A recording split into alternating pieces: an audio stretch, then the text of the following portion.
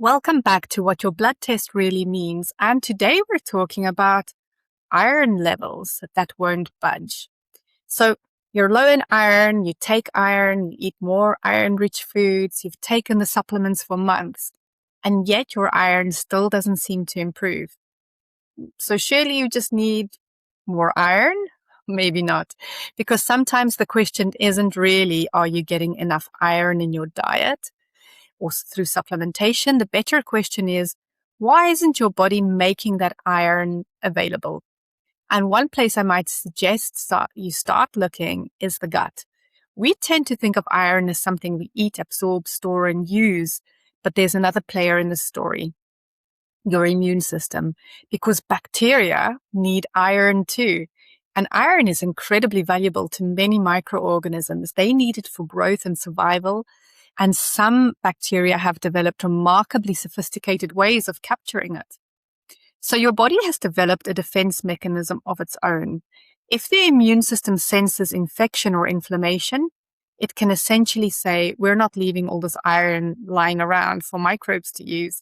And one of the key players that's controlling that response is a hormone called hepcidin.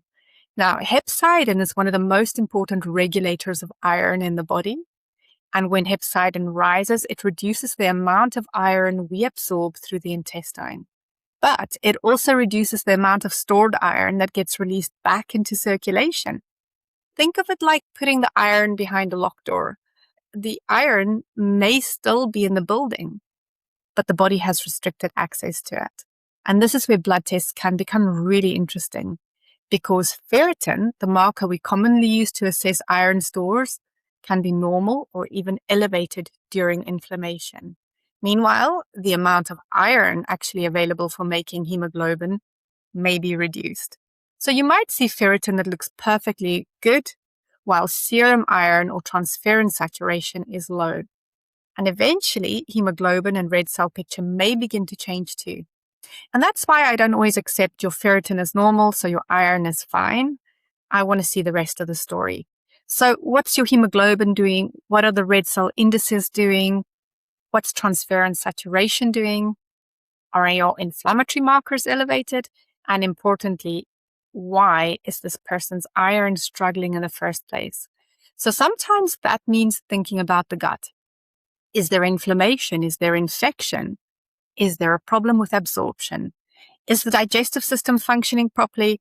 Could there be blood loss? Are there microbial changes that might be part of the wider picture? Now, this doesn't mean that every person with low iron has a gut infection. Certainly doesn't mean that finding an organism in a stool test automatically explains low iron.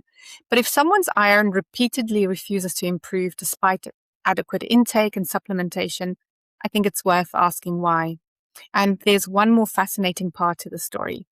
The relationship between iron and the microbiome goes both ways. Microbes influence the way our body handles iron, but iron can influence which microbes thrive in the gut too. So if we take large amounts of oral iron and don't absorb all of it, some of that iron continues down into the colon where our microbial community lives. And sometimes the answer to stubborn iron isn't simply putting in more iron. It's finding out why it's not working, because iron deficiency isn't a diagnosis in itself, it's a clue. And sometimes to understand what's happening in the blood, we need to look at what's happening in the gut. That's what your blood test really means.